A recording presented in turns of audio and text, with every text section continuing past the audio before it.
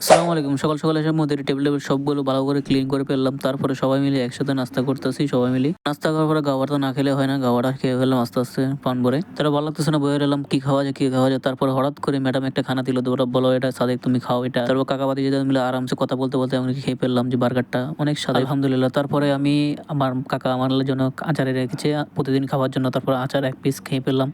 অনেক স্বাদের আচার দেশ থেকে পাঠাইছে এটা। তারপরে বয়লারে পানি শেষ হয়ে গেছে। বয়লার পানিগুলো আস্তে, আস্তে করে সবগুলো ফুল করে দিলাম। পানি ভরার পরে ২ সাথে মিলে খিদে লেগে গেছে। তারপর একসাথে মিলে সবাই দুপুরে লাঞ্চটা একসাথে শেষ করলাম আলহামদুলিল্লাহ। তারপর খাওয়া-দাওয়ার পর বাইরে আসি দেখি ওমা 7 আপ একটা আমার জন্য রেখে গেছে। তারপর 7 আপটা না খেলে কি হয়? তারপর খাওয়া-দাওয়ার পর ভালো হয়েছে 7 আপটা খেয়ে ফেললাম। তারপর আর দেরি না করে কামে লেগে পড়লাম।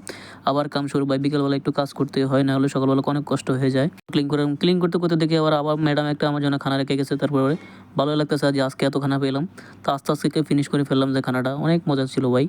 নামকরা ব্র্যান্ডের। তো খাওয়া-দাওয়া শেষ, আমার টাইম শেষ, ডিউটি শেষ, যাইতে হবে আমার বাসার দিকে। তারপর আমি চলে যাচ্ছি। তোমরা চ্যানেলটা সাবস্ক্রাইব করে দিও।